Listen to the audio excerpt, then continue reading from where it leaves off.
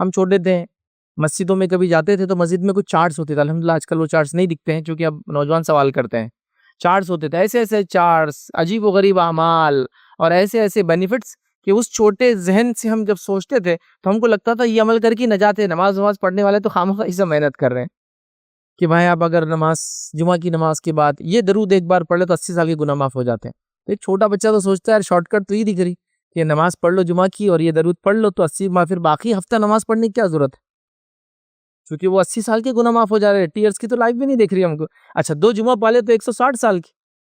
اگر یہ کوئی کہے کہ بھائی شب قدر کے اندر یہ اجر ہے اس کا کہ 1000 مہینے جو کہ اپروکسیمیٹلی جو ہے 83 ایئرس اینڈ 4 منتھس کے اراؤنڈ ہوتا ہے، وہ 83 سال اور 4 مہینے ہو جاتے ہو، تو سمجھ میں آ رہا ہے کہ اگر رفلی بولے 80 سال کا اجر ایک رات میں ملتا ہے، سال میں ایک رات آتی ہے، سمجھ میں آ رہا ہے چونکہ ثابت ہے. لیکن یہاں ثابت نہیں، وہ چیزیں بنائی جا رہی ہیں.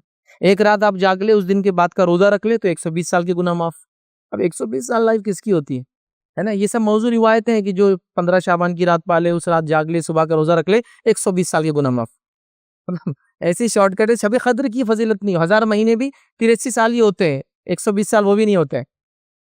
تو عجیب و غریب چیز ہے. تو عمل صالح کے لیے کنڈیشن ہے نبی اکرم صلی اللہ علیہ وسلم سے وہ چیز کا ثابت ہونا، اس کے اصول موجود ہونا یاد رکھیں، ورنہ پھر کیا ہوگا، ہم منمانی کریں گے. یاد رکھیں. اور یہ مزاج ہمارا بہت بن چکا ہے. یاد رکھیں امام مالک رحمہ اللہ کا زمانہ ہے، ایک شخص آیا اور آ کر کہنے لگا کہ اگر میں عیدگاہ میں نماز پڑھتا ہوں اور عیدگاہ میں عید کی نماز پڑھتا ہوں تو اس سے پہلے 2 رکعت پڑھ لیے تو کیسا ہے؟ تو امام مالک نے فرمایا کہ یہ سنت سے ثابت نہیں ہے. تو کہا وہ نہیں، مجھے معلوم سنت ثابت نہیں، کر لیے تو کیا ہوا.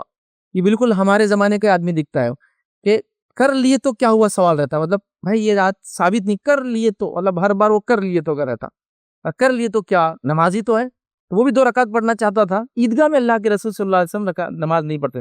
ہاں کوئی شخص عید کی نماز کے لیے مسجد میں آئے اور مسجد میں تحیۃ المسجد پڑھنا چاہے تو ایک الگ مسئلہ ہے، کیونکہ عید کی نماز اگر مسجد میں ہو رہی ہے تو. لیکن آپ صلی اللہ علیہ وسلم زمانے میں وہ میدان میں اور کھلے علاقوں میں ہی ہوتی تھی بہرحال، تو وہاں آپ نے کبھی نہیں پڑھی. ٹھیک ہے، تو لہٰذا یہ سوال کر رہا ہے کر لیے تو کیا ہوا. تو امام مالک رحمہ اللہ نے بڑا پیارا جواب دیا. قرآن کی ایک آیت پڑھ کے سنائی، وہ آیت میں آپ کے سامنے رکھتا ہوں، سورہ نور آیت نمبر 63 کا ایک پارٹ ہے، وہ پڑھ کے سنائی. انہوں نے کہا فَلْيَحْذَرِ الَّذِينَ يُخَالِفُونَ عَنْ أَمْرِهِ أَن تُصِيبَهُمْ فِتْنَةٌ أَوْ يُصِيبَهُمْ عَذَابٌ أَلِيمٌ. یہ آیت انہوں نے پڑھ کے سنائی. جب اس نے یہ سوال کیا کر لیے تو کیا ہوا، ٹھیک ہے آپ سے انہوں نے نہیں کیا لیکن میں کر لوں تو انہوں نے یہ آیت پڑھی. حالانکہ نماز کا سوال تھا، اس کا ترجمہ ہے لہٰذا جو لوگ اس رسول کے حکم کی مخالفت کرتے ہیں، کیونکہ رسول نے وہ کام نہیں کیا، نماز پڑھی 2 رکعت عید سے پہلے، تو لہٰذا جو لوگ رسول اللہ صلی اللہ علیہ وسلم کی مخالفت، حکم کی مخالفت کرتے ہیں، انہیں اس بات سے ڈرنا چاہیے کہ کہیں وہ کسی مصیبت